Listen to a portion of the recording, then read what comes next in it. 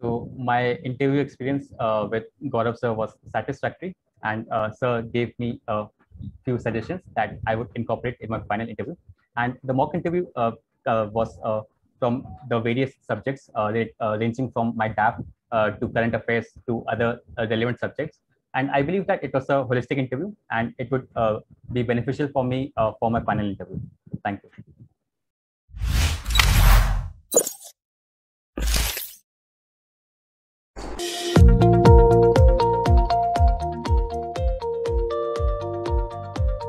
Good morning, Nitesh Rajoria ji.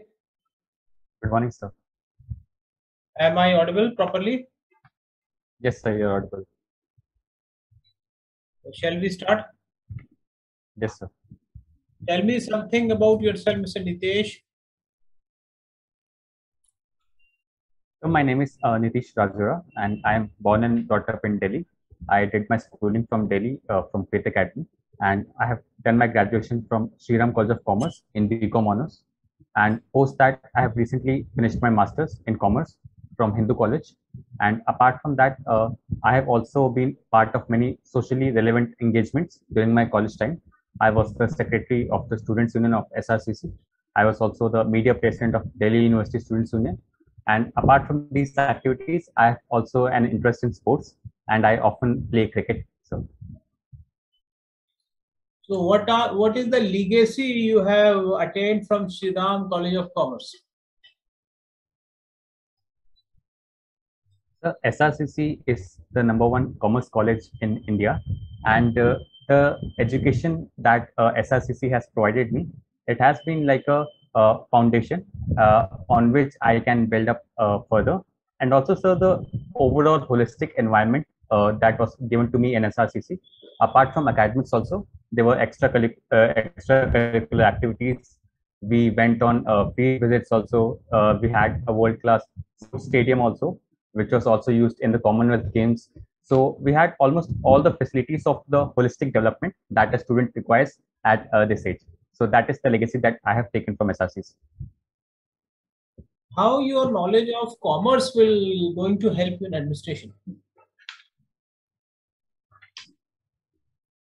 As an administrator, I would be required to handle multiple departments, and there would be financial aspects also relating to all the departments. So, in that aspect, my knowledge of commerce would come in handy.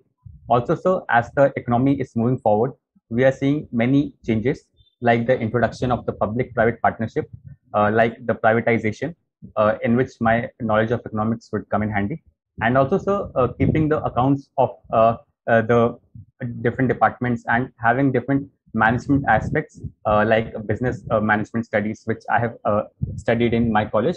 That would also be useful in my role as a civil servant. So, what is the hybrid model of PPP?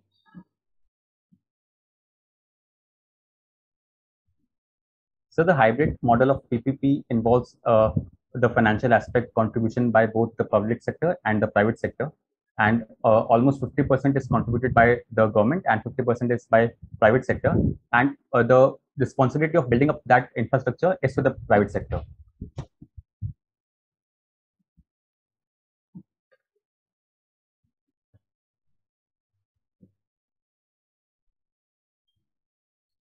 Recently, government has declared about the privatization of Ordnance Factory Board.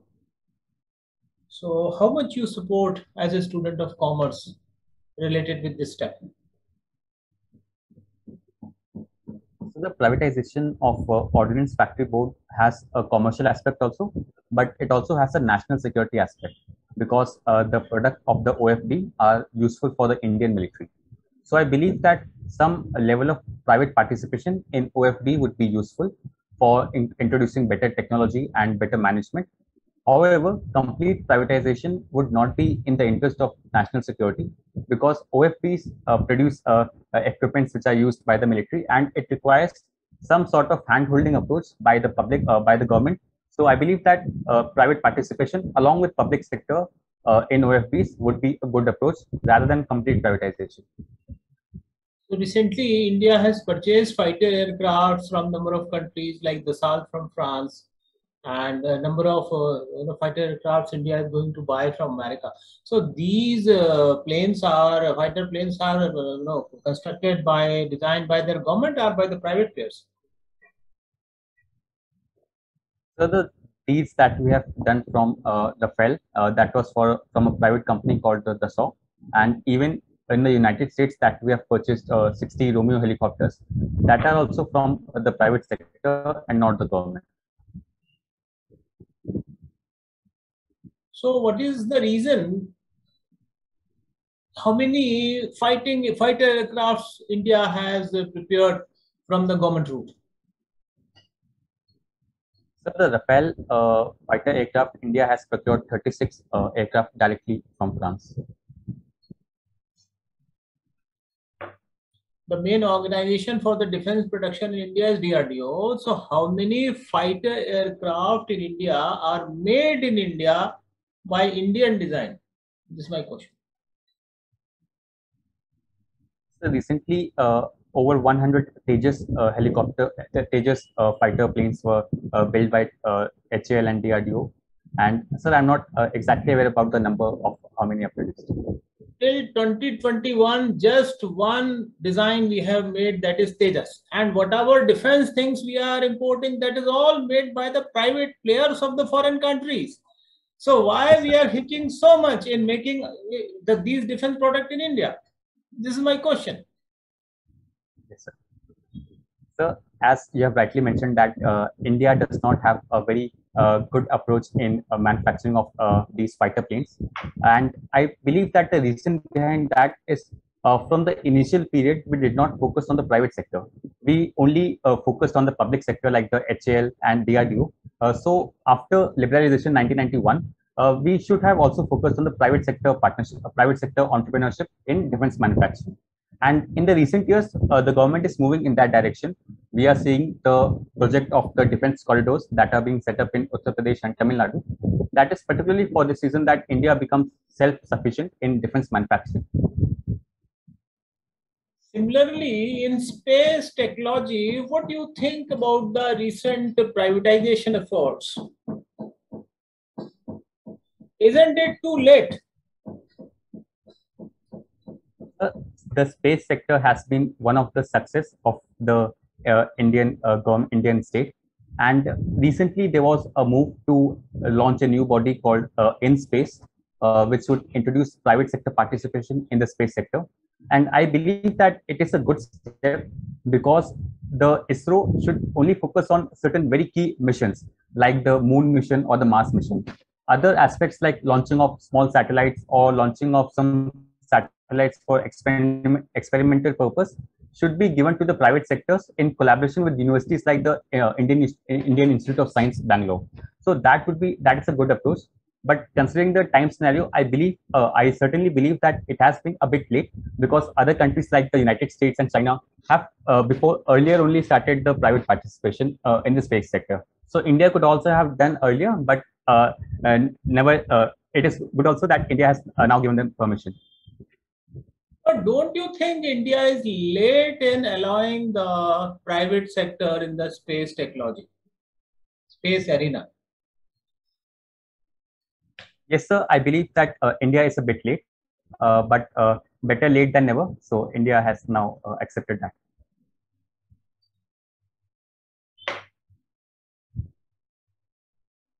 How many, name some space shuttles India has produced by the government route, by the government agencies? So the first is the Chandrayaan mission, Chandrayaan 1 and 2. Second is the Mars orbiter mission. And next, in few years, we are also planning to launch Gaganyaan, which would be the first human space flight from India. Also, we are planning to focus on Aditya L1 mission that would go to the sun. And also, sir, the Shukrayaan mission that will go to Venus. Thanks for the information, Nitesh ji. But my question was, can you name some space shuttle India has produced through the government route by the ISRO effort? So the PSLVs and what is a space shuttle? So the space shuttle is that body which goes to the space for some exploration mission and orbiter or lander or rover. Then what is the difference between a satellite launch vehicle and a space shuttle? The satellite launch vehicle acts as the platform on which space shuttle or space device is kept on, and the launch vehicles are like the polar satellite launch vehicle and the geostationary satellite launch vehicles. These are the launch vehicles.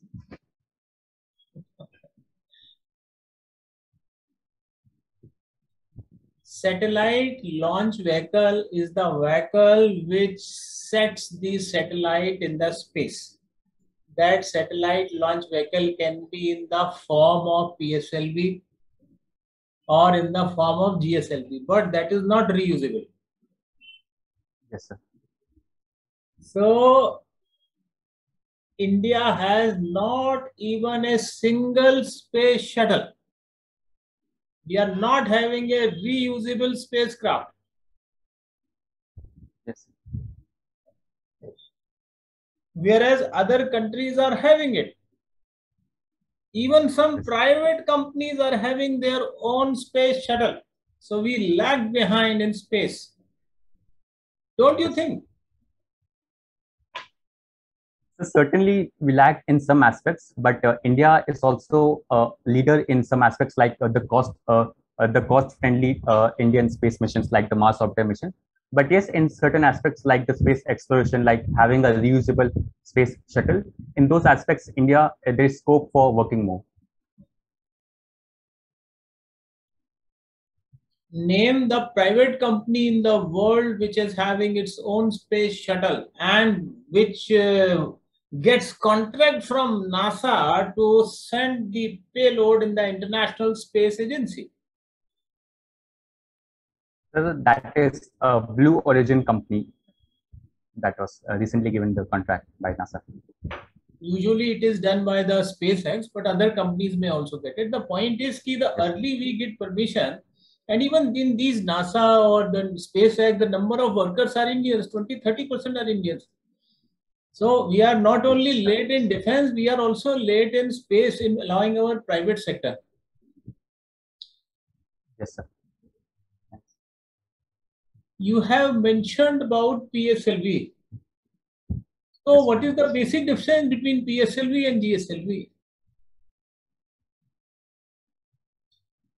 Sir, a polar satellite launch vehicle is usually used for a remote sensing satellite, and it does not go very high up in the atmosphere. And also, so the payload capacity is far higher in GSLV, and there are different models also GSLV like Mark 1, Mark 2, and Mark 3, which are of increased payload capacity. What is the difference between a geostationary orbit and a sun synchronized orbit? So the difference is basically on their point of observation from a particular point of view. The sun, a synchronous orbit, moves around the axis of the Earth, and it focuses on one singular point all the time, whereas the geostationary orbit is somewhat different from that. However, sir, I'm not able to completely recall about that. Sorry, sir. No. So as you mentioned, the polar orbit, or say the sun, the polar orbit, it passes through the poles close to the poles, and when it synchronizes the sun, it is known as the sun synchronized orbit. And when the satellite moves with the same direction of the revolution and the same speed as that of rotation of the Earth at the equator, that is known as a geostationary orbit. And when there is an upper latitude or a lower latitude, but it tries to even synchronize, so Yes. so this this is how this is a synchronized orbit, but not a geostationary orbit. So there are different orbits like it. So recently there is a project of there's a recent project known as Starlink. So how it is going to revolutionize the IT technology in the world? Sorry, sir, I'm not aware about the Starlink project. Currently, whatever communication is there, that is through the most advanced technology available to human being is through the optic fiber. So in India, even in world also, billions of rupees are spent and we are installing the optic fiber. But in the Starlink, around 18,000 satellites will be put all over the world in the lower Earth orbit. And that will be the speed that will give of 5G will be 40 times of the current speed. So that is going to revolutionize the world in the IT technology. And that may lead to other smarter inventions that may create a chain reaction to that. Thank you, sir. So being a student of commerce, what do you think? What are the basic reason of growing NPA in India? So if we look from 2008, then after the financial crisis, there was a policy of monetary expansion followed by Reserve Bank of India, in which there was a huge amount of loans given for the revival of the private sector. And after that, it was felt that the NPA number was growing increasingly, and the asset quality review done by the Reserve Bank of India in RBI also showed such a position. And from that period onwards, the NPA legacy has been continuing. And after the coronavirus crisis, after the moratorium by the Reserve Bank of India during the first wave, it has been apprehension that the NPS would further increase to a level of 13%, but the current NPA ratio is around 8 to 9%, and majority of that NPA is concentrated in the public sector banks. So this is the situation. So that's good. And what steps government is taking in order to curb and reduce the NPA? The government has been taking a number of steps. The first and the foremost is the recapitalization of banks. In the past 3 or 4 years, the government has invested almost rupees 4 lakh crore in the public sector banks. The second step that the government is taking is a merger of banks. And recently, the government has merged 10 public sector banks into 3 banks. It is also a step to reduce the NPA ratio. And the third step that the banks are taking is the writing of the bad loans and the NPAs. So it is also improving the balance sheet of the banks.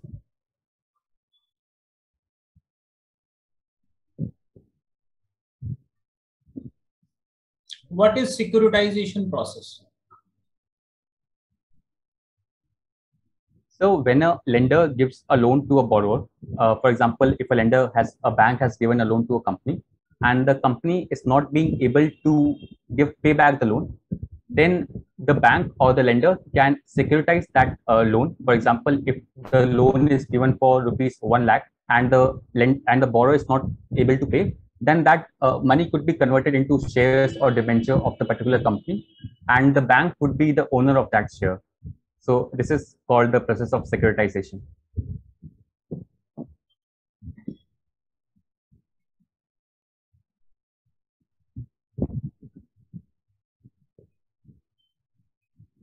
There are two bodies which are related with the liquidation process, recovery of loan, that is NCLT and DRT.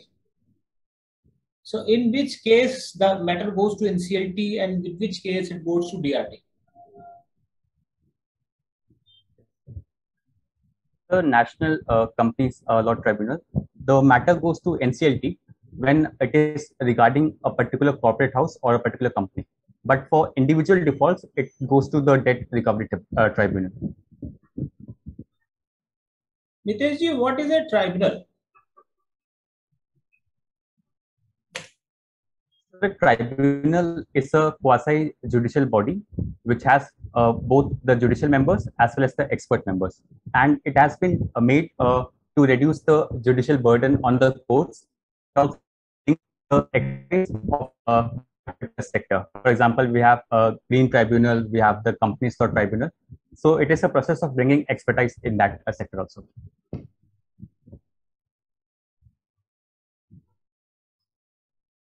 So don't you think instead of tribunalization, we should specialize the judiciary? Are you getting my point? Yes.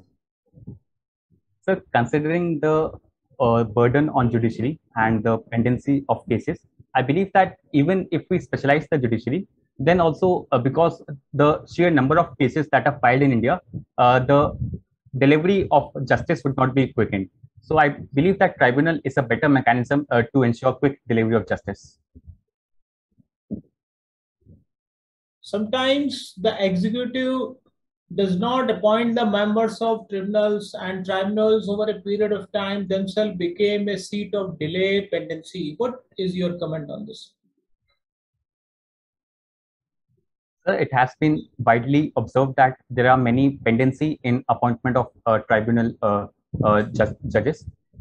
Even in the National Green Tribunal, the required number of judges are 10 from the judicial member and 10 from the expert member. But there has been not even one single time in the past 10 years that it has have full occupancy. So I believe the reason for that is the lack of political will, because it suits the sometimes it suits the government also, because government is the largest litigant in most of the cases. So the government is also not very proactive in appointment of judges. So I believe alternate mechanism could be an independent body which appoints members to the tribunals. Okay, fine, Mr. Nitesh. So what do you mean by the term judicial activism? The judicial activism is a scenario in which the judiciary, the courts of India, certainly breaches their constitution limits, and it has been seen that they encroach upon the jurisdiction of the executive or the legislature. For example, banning of liquor on highways was seen as an example of judicial activism. However, the classification of judicial overreach and judicial activism is a very subjective issue, and act which is considered as judicial overreach by some could be considered as judicial activism by another person. So it's a subjective issue. And why you want to become a civil servant?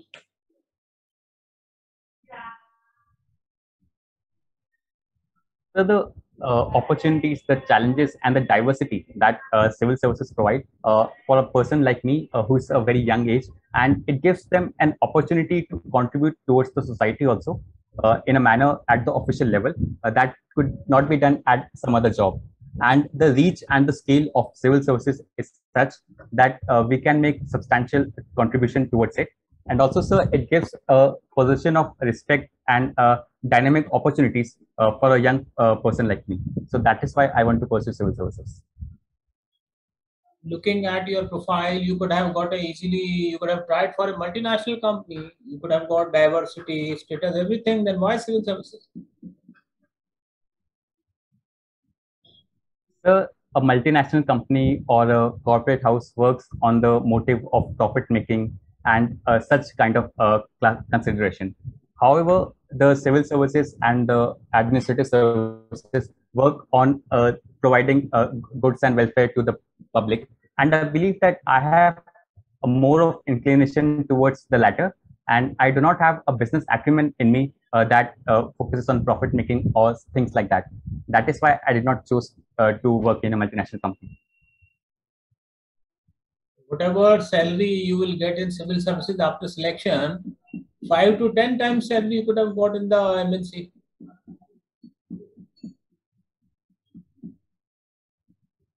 I believe that the responsibilities of a civil servant are far greater than the salary.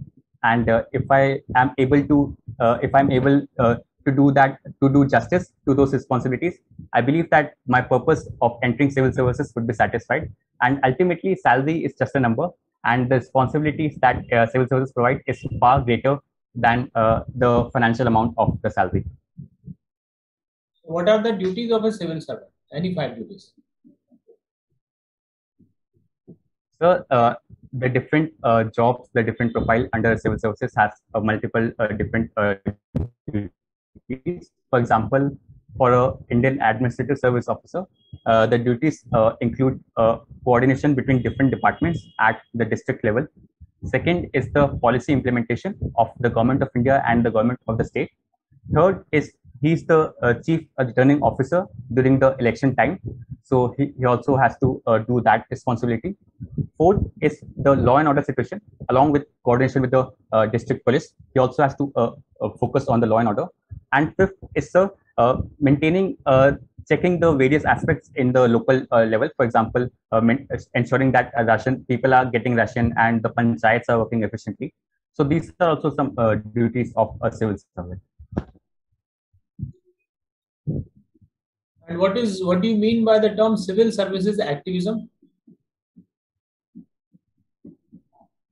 Just like any other branch of the government or the constitution, civil services also must be within their jurisdiction and within their limits that the constitution and the government has provided. But when they overstep that limit, it is called civil services activism. For example, there are cases like civil servants encroaching in the temple administration and they are changing the rituals there. So that is not considered a good sign for a civil servant, because the core duty of a civil servant is for law implementation and policy implementation, and not having an activist-like approach. So that is one aspect of it. So you think civil services activism is a case of a civil servant overreach? So there is a very fine line between the both, and it is also subjective, because there are certain practices within the society that a civil servant must change, and he also plays the role of a catalyst in social changes. However, there are also some cases in which the practices are having some significant or traditional values, and when a civil servant encroaches upon those traditions, those values, then it is overreach. So there is a very fine line, and the civil servant has to decide on a case by case basis, and there could not be one size fits all approach. Yes, sir. Yeah. So I asked you about civil services activism, in which, apart from the designated responsibilities, civil servant keep a foot out and they try to perform welfare in favor of the public. So as such, civil services activism is good. It is welcoming step, whether it is Kiran Bedi or whether it is our ex election commissioner. The point is, overreach is not expected from civil services. Whereas civil service, nothing wrong in civil service activism, right? Yes. So you have mentioned about the coordination part of the civil servant. So what is the difference between coordination and cooperation? In cooperation, it is taking the help and taking the resources of the multiple departments, and it generally involves a position between two equals, and two equals only can cooperate. However, in coordination, there is some sort of a superior and a subordinate relationship, and the superior monitors that all the departments under him are able to coordinate. So that is one difference that I could think of, sir.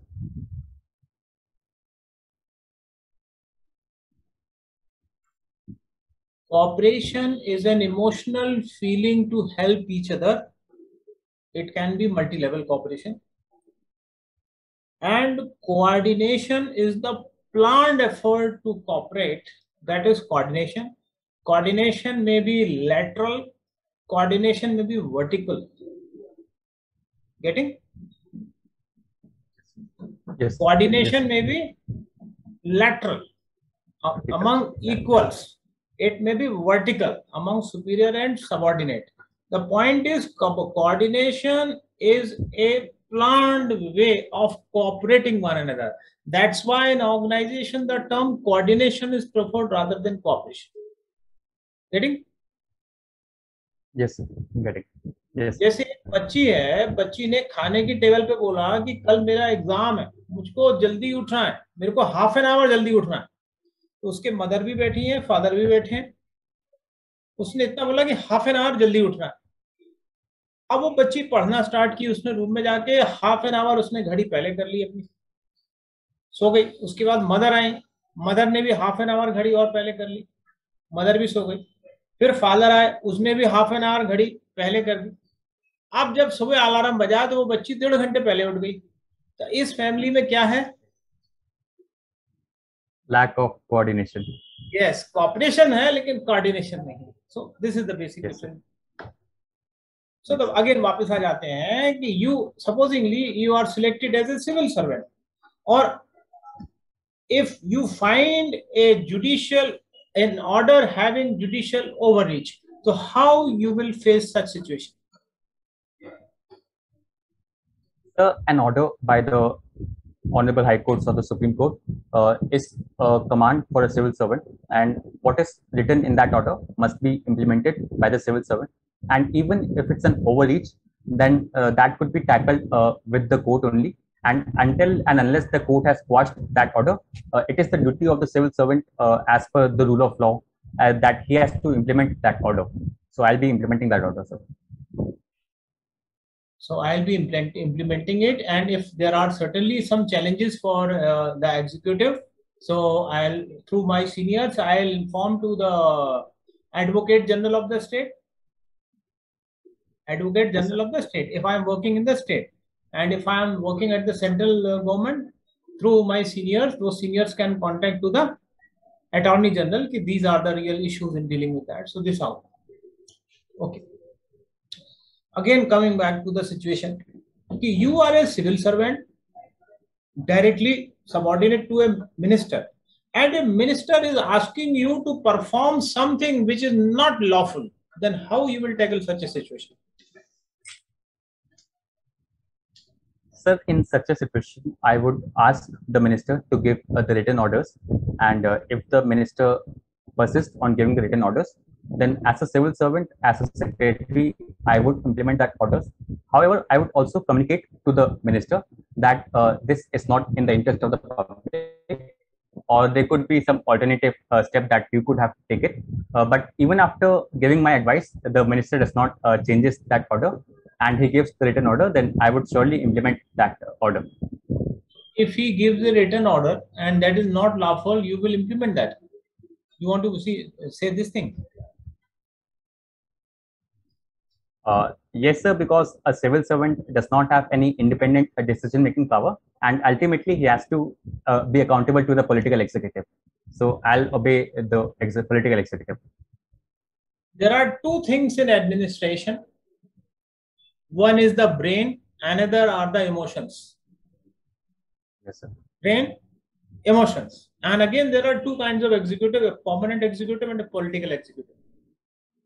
So, which part is the brain of the administration? So the permanent executive. And who is supposed to know the rules, regulations, and the laws? The permanent executive. And if a political executive is again and again saying to do something, but as an executive, a civil servant, no, it's not lawful. So how a civil servant can implement such an order? The first step that he should do is to give the minister advice and try to convince him that this is not right. However, if the minister does not think the advice to be in the right manner, then ultimately we have to obey the political executive, as far as I think so. I will take the matter to my seniors. This is going to be an unlawful thing. So being a civil servant, it's not apt for me to sign on it, because it's going to create problem for everyone related, even for the minister. Getting Mr. Nitish? Yes, sir, I'm getting. Yes, sir. किसी के कहने पे गलत काम तो कोई करना ही नहीं ना सिविल सर्वेंट को। पॉलिटिकल एग्जीक्यूटिव अगर कह रहा है, बार बार कह रहा है, तो समझाओ। अगर उसने लिखित में गलत आदेश दिया तो गलत चीज नहीं करनी, आप अपने सीनियर को बताइए कि ये इसको प्रैक्टिकल प्रॉब्लम है करने में। फिर जो सीनियर है ना, वो टैकल करेंगे, या तो मिनिस्टर से टैकल कर लेंगे, या वो सीधे अगर स्टेट में हो तो जो आपके जो सीनियर है वो अपने चीफ सेक्रेटरी को बताएंगे। चीफ सेक्रेटरी फिर सीधे सीधे अपने चीफ मिनिस्टर साहब से बात कर लेंगे उस बारे में कि भाई ये प्रॉब्लम है, नहीं तो पूरे ऑर्गेनाइजेशन की बदनामी होगी, पॉलिटिकल एग्जीक्यूटिव की इसमें बदनामी होगी। तो सही आदेश का ही पालन करना होता है civil servant. Okay okay sir, yes sir. तो बात हो रही थी कि आपने बताया था कि वही हमने जो है इंपोर्ट किए, आपने रोमियो बताया था इंपोर्ट किए या अपाची, क्या बताया था आपने? अभी recently Romeo helicopters by the Indian navy Yes, sir. Romeo. तो हमने जो रोमियो हमने इंपोर्ट किए हैं वो किस कंपनी से किए हैं? और अपाची First, भी I'm हमने not. इंपोर्ट कर रहे हैं, अपाची भी इंपोर्ट कर रहे हैं। तो ये तो वहां की Yes, sir. किसी गवर्नमेंट कंपनी ने नहीं बनाए, सब प्राइवेट ही बना रहे हैं। Yes, sir. तो जो रोमियो है it is made by Lockheed Martin. Yes, sir. Thanks. Apache कौन बना रहा है? बोइंग बना रहा है, सब तो प्राइवेट बना रहे हैं। सो वहां स्ट्रेटेजिक दिक्कत नहीं होती, इंडिया में क्यों स्ट्रेटेजिक दिक्कत हो जाती है? मेरा क्वेश्चन है आपसे। when we are going for defense anything related with the fighter aircraft, तो हम बोलते नहीं बड़ा डिफेंस मैटर है, इसे गवर्नमेंट ही बनाएगा। और जितनी भी तोपें हैं, चाहे बोफोर्स हो चाहे कोई गन हो, तो मैक्सिमम प्राइवेट प्लेयर्स ही बना रहे हैं। Yes, sir. So one aspect that I think is the long gestation period, because the defense industry in the Europe or even the United States has been working for over 100 years before even the World War One. They had a well-developed defense industry, but considering India and the lack of financial aspects and other issues, for example, also the regulatory compliances, the private sector has been less than willing to invest in such projects which have long gestation period. And also, so the government has had in previous times had some apprehensions that it is a matter of national security. But I believe that it could be handled, and the government should have a proper regulation and monitoring. And even and with that proper regulation, the private sector could be given a role in that, and it will not hurt the national integrity or unity. Before 1990, government said that telecom, that only government will do the telecom. Insurance, Yes, only government will do the insurance. National security. Yes, sir. Banking, only government will do. What happened with that? All shuttered. Yes, sir. Few minutes back, you yourself used the word catalyst. Catalyst, government. What is a catalyst? You use that word now. So explain Yes, what is that catalyst? The role of a catalyst is to be a facilitator, and he has to act as a bridge between the private sector, the government sector, and the public and the civil sector. So that is the role of a catalyst, and he does not have to do all the work, but he has to facilitate that all the stakeholders are able to do that work. So now the role of the government should be in sovereign decision making and few parts related with the strategic aspect. In rest of the aspect, the government role can be a catalyst. That means government should present, government should keep an eye, but government should directly not involve in reaction, but even without involving in the reaction, being a facilitator, they should promote the reaction. They should promote the economy. That is a catalyst government. Getting? क्रिया के साथ उपस्थित रहना है, hurdle नहीं करने, उसको और प्रमोट करना है। तो ये चीज हमारे डिफेंस में या जो भी स्पेस में आई, तो ये काफी हमने लेट स्टेप लिया है। और इवन 1990s में आपको पता है, जब हमने सर्विस सेक्टर खोला तो हम कहीं ना कहीं मैन्युफैक्चरिंग में तो पीछे रहे ही ना। तो वो टाइमली जो आपने बात करी कि हमारे पास पैसे की कमी थी, तो हम एफडीआई से उसको कमी पूरी कर लेते थे। आज ये जितनी बड़ी कंपनी है, लॉकहीड मार्टिन हुआ, एके हुई, इन सबके कारखाने इंडिया में लग रहे हैं। आपने बात की थी ना डिफेंस कॉरिडोर की, तो एके 203 तो इंडिया में ही बनने लगी है। बना वही रशिया ही रहा है, लेकिन इंडिया में चीज बनने लगी है। तो ये हमको पहले से कुछ कदम उठाने थे प्राइवेटाइजेशन के। Tell me something about make in India programme. The Make in India was an initiative that was done to boost the manufacturing within the country, and initially it was done at a wider scale, but the Make in India 2.0 scheme limited that the reach of that Make in India program to only 10 specific sectors, and it has however the aspirations of India with regard to manufacturing sector is still not being completely matched by the Make in India scheme. So that is why recently the government has also brought another scheme in that line called the Production Linked Incentive Scheme, the PLI scheme, in which we are seeing that there is enthusiasm from the foreign companies as well as the private sector, and they are investing more. And comparatively, it is initially it is looking better than the Make in India scheme. What in your personal section, you have written that you have presented a case study on women's empowerment. So, what do you mean by the term empowerment? And what are the current 2-3 schemes of the government for empowerment of women? Yes. So, personally, what I have felt about women empowerment is that it involves two aspects. The first is freedom, freedom to women to pursue whatever they want. And second is the equity, that we have to make men and women equal, but being equitable. So that, according to me, means women empowerment. And if we talk about some recent government initiatives, then firstly I could think of is the Jan Dhan scheme that was specifically focused on having more financial inclusion of women, especially in the villages. Second is the Beti Bachao, the Beti Padhao scheme. It focuses on reducing the number of infant mortality among women and also educating them. Third is the other schemes of the government in which they provide pensions and scholarship for the girl child for their further higher studies. So these are some of the schemes that I could think of. Again, I would like you to explain me the term empowerment.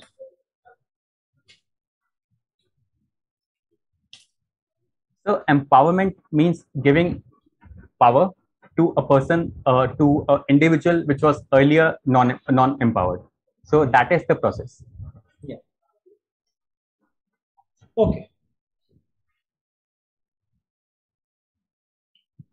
And you are having a hobby of reading books, listening to lectures on Indian mythology, right? Yes, sir. Yes, sir.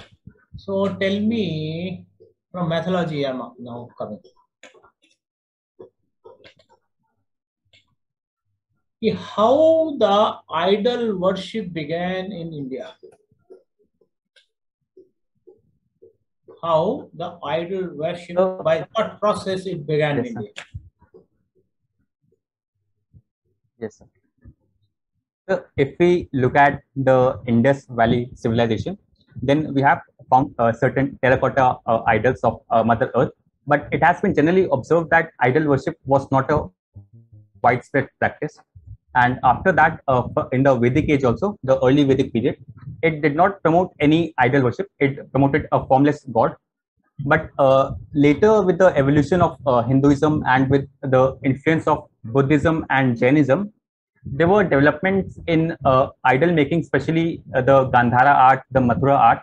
And it is generally believed that the first idols were made of Lord Buddha.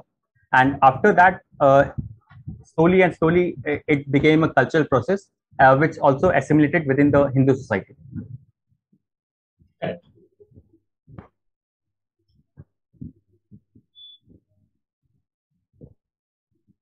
How the concept of Dvidev and Tridev appeared in India. Dvidev, that is Harihara, and the Tridev, that is Brahma, Vishnu, and Mahesh. How they evolved in India? So it is generally believed that Lord Brahma is the creator, Lord Vishnu is the preserver, and Lord Shiva is the destroyer of the world. So that is how the Tridev emerged. And talking about the Dvidev, that is Hari and Hara, that is difference between Vaishnavites and the Shaivites. So it is based on worship of Lord Vishnu and Lord Shiva.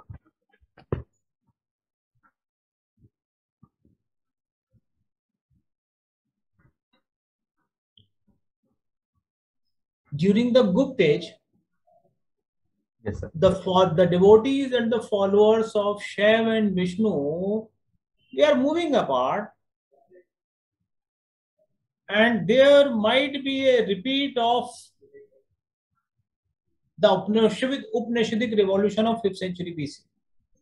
To stop that, Brahmins tried to unite their gods, and the concept of Harihar evolved. That means unity of gods ultimately led to the unity of the followers.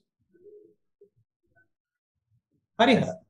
And when that experiment was successful, they evolved a trio, that is Brahma, Vishnu, Mahesh, in one god, and the one idol Brahma, Vishnu, Mahesh, as to unite the followers of the all. So this is an attempt to create a unity among the devotees, which is basically done by the Brahmins of the Gupta period. So this is how a unified effort from the lawgivers of the country during the Gupta. Right, Mr. Nitesh?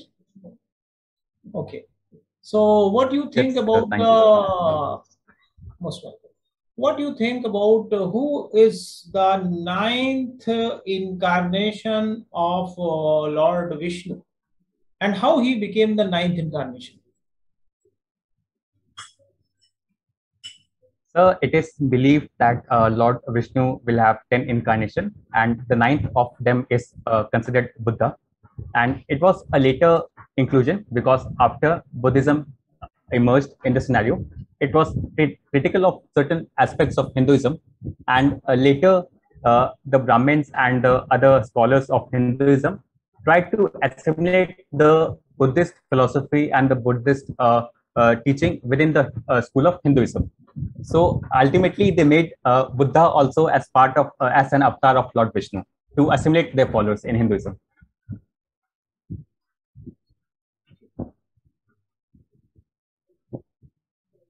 What is the concept of Purushartha in Hinduism? The Hinduism talks about four Purusharthas, that is Dharma, Arth, Kam, and Moksha. It gives a holistic view of life that in every stage of life, a person has to follow certain aspects and certain duties. That if he follows, then he would become a ideal human being, an ideal person. So it usually is a framework in which a person should live his life holistically. So in Dharma, what is the meaning of the term Dharma? Yes, sir. So the four aspects, the first is the Dharma, which focuses on having brahmacharya and focusing on education in the earlier aspect of life. Second, the aspects of Artha, which is more of engaging with wealth and encompassing wealth within yourself.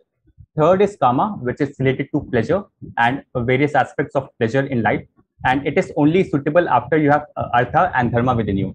So, and the last aspect is Moksha, which means after all the three aspects of life that you have lived, then you should move towards God and move towards a life which is devoid of all these material aspects. So it moves towards the spiritual aspects. That is Moksha. You mean to say that Dharma doesn't specifically means with the spiritual, with the God. Dharma means performing duties. Whatever duties are given, Dharma includes the duties. Like for Raj, there is a Raj Dharma. For mother, there is a Matra Dharma. For Pita, there is a Pitra Dharma. So here, Dharma is more aligned with the term duties. Although we use the term Dharma and religion as a synonym, but actually here we find the difference between the two. Is it, Mr. Nitish, you want to convey? Yes, sir. Dharma is being can be interpreted in various terms, and it does not have a correct English translation of the word dharma. Dharma is often used for duties. It is also used for righteous conduct. It is also used for justice. And if in the context of the four Purusharthas, yes, it could be interpreted that dharma means duties in the initial phase of life. Initial phase of life, or whatever is the phase of life, the dharma is there. Sir, whatever is the phase of life. Whatever is the phase. If you are having, someone is having in the brahmacharya stage, that is a dharma. If someone is grahastha, that is grahastha dharma. If yes, one is father, then pitra dharma. Agar putra hai, to putra dharma. Okay, sir. So dharma yes, is for all the ashram stage. Getting? Okay, sir. Yes, sir. Yes, sir. Thank you, sir.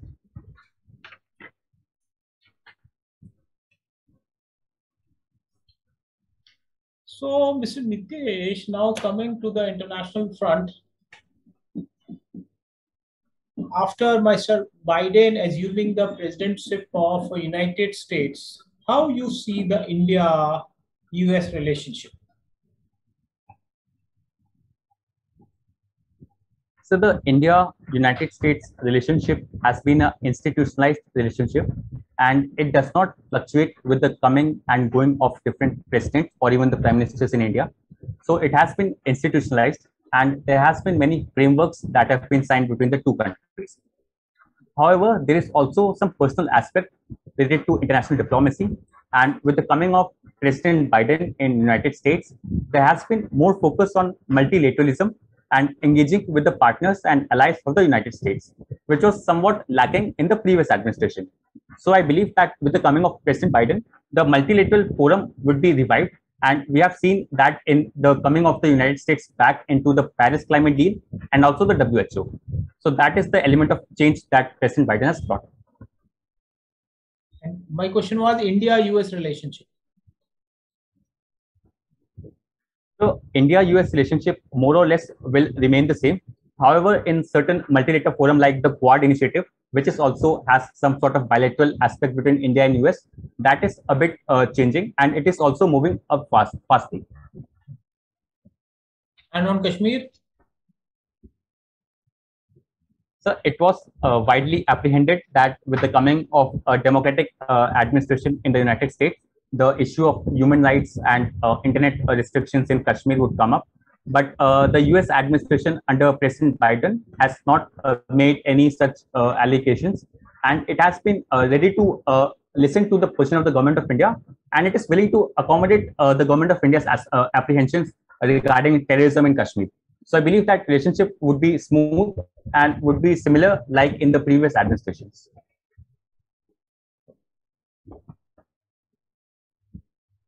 And how you see the US-Afghan relationship?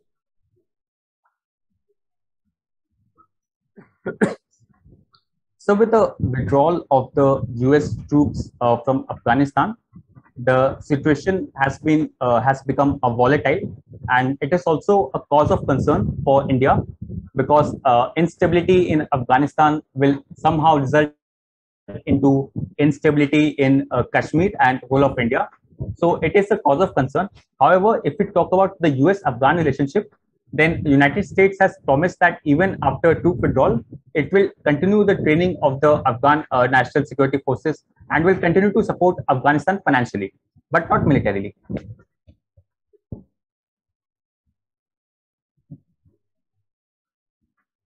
On the Taliban issue, what is the difference of the thinking between Iran and India? So earlier, India and Iran had a similar position when Taliban was in power during 1996 to 2001. But of late, we are seeing that there is some sort of divergence in their position because Iran is more accommodative of Taliban and they are willing to have direct negotiations with Taliban. However, India has maintained a position that the process should be Afghan-led, Afghan-owned, and Afghan-controlled. Indians and the Ministry of External Affairs has also denied that India has any sort of negotiation with Taliban. So India still considered that Taliban should not be engaged, but whereas Iran has had a position that they could engage with Taliban. So this is the point of difference.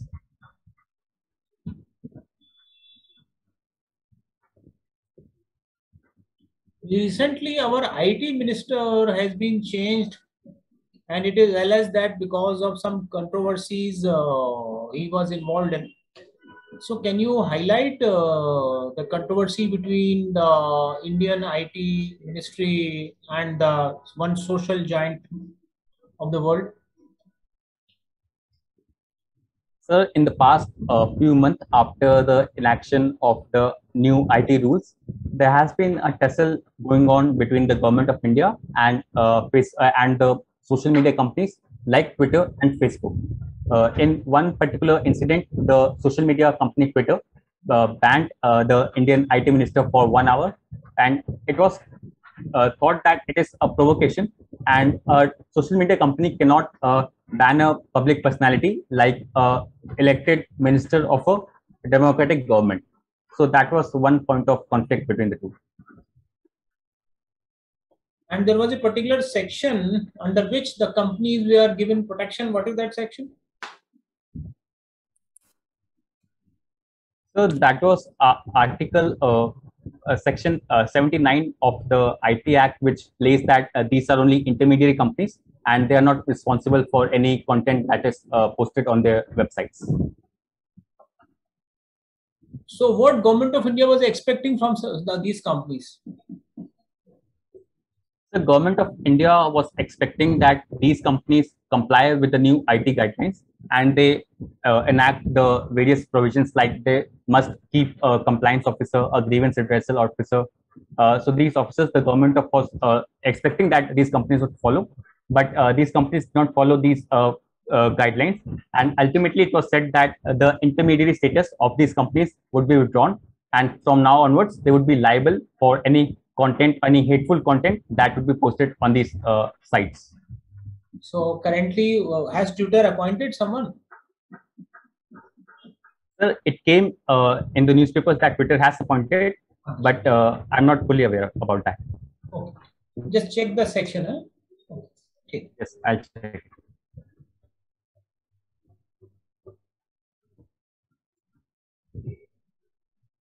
There is an apprehension that China has come very close to India via Sri Lanka, via Hambantota. What is your comment on this?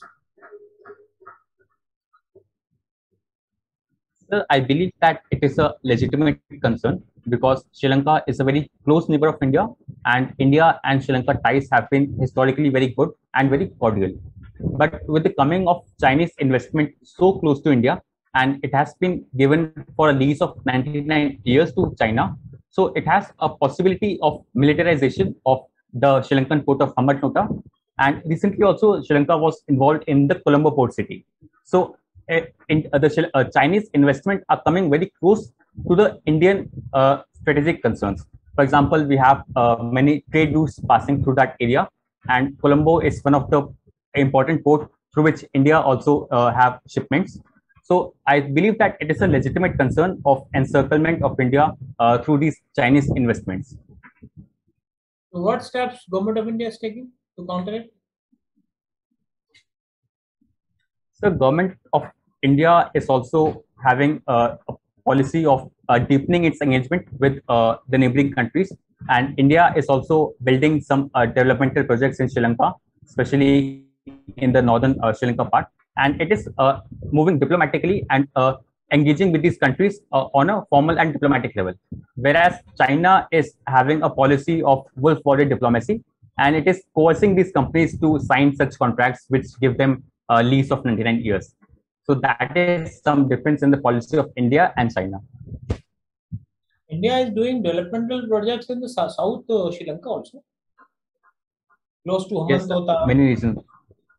Because Yes. that is a key area. South of Sri Lanka is a key area for navigation. It is the central route of Indian Ocean. It joins different continents, so that's a key area south of Sri Lanka. I have gone to few kilometers from Hambantota, and there is so huge development work done by the China. Obviously, Sri Lanka has taken huge of billions of loans for that, and it is suspected that Sri Lanka may not able to pay that loan, and China may, over a period of time, China may acquire that territory, and within 1 decade or 2 decades, you may find instead of Sri Lanka, one may find the China Sri Lanka, the Chinese Sri Lanka. Yes. So there should be strong presence of India at different levels, especially in the southern part of the Sri Lanka, because that is a trade, basically trade wise, that is very important. Okay, Mr. Nitesh, in Indian history, can you tell me any ruler of your choice?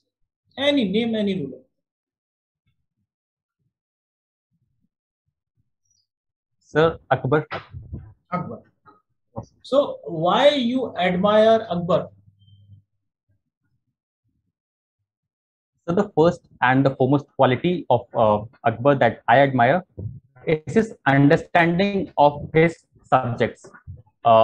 He abolished the jizya tax. He was accommodative of the concerns of the Rajputs, and he was a consensus builder.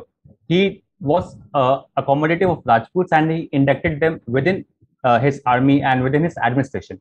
Also, sir, he was putting focus on the developmental aspect.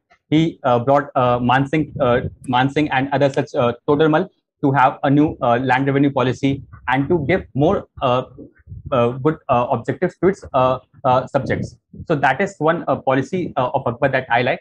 Also, sir, he was very accepting of different religious diversities, and he was a ruler who even had some sort of new path, religious path, that is called Deen-e-Ilahi.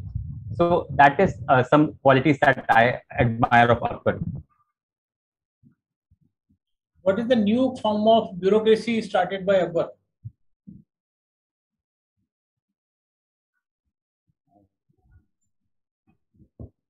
Sorry, sir, I'm not able to recall that name. He brought a new kind of bureaucracy that is known as Mansabdari. Yes, sir. Yes, sir. So he was a person who brought some new practices in administration. Although we may not call him an innovator, he brought it, imported it somewhere, but still it is an innovation. The Mansabdari was a troika of his civil services, his nobility, his army. He made all the three in one. And as you rightly mentioned, in finance also, he took the help of Todarmal. Mansingh is a different person. He's not related with this. So what financial innovation, revenue invention were introduced during Akbar? So there was policy of land measurement, and it was brought. And also, sir, the fixed amount of the tax that would be collected from the subjects was also fixed. And that was, I believe, it was around 1/6 of the crop. So these were the new developments. Yeah. Prior to Akbar, there were assessment of the taxes, but Akbar was the person, after the advice of Todarmal, they introduced the Zapti system. Zapti, that is measurement of land. Yes, sir. And that whole measurement of land was taken from 1571 to 1580. And 1580, they have the average of the last 10 years. So again, an innovative step they brought. In 1580, they introduced Aine Dashala. Now they are having the annual produce of the last 10 years, so no need to waste time and money in measurement of the land. So straight away assessed according to the average of the last 10 years, that is Aine Dashala, 10 years. So this is how Akbar brought new practices. He was one way, he was very liberal.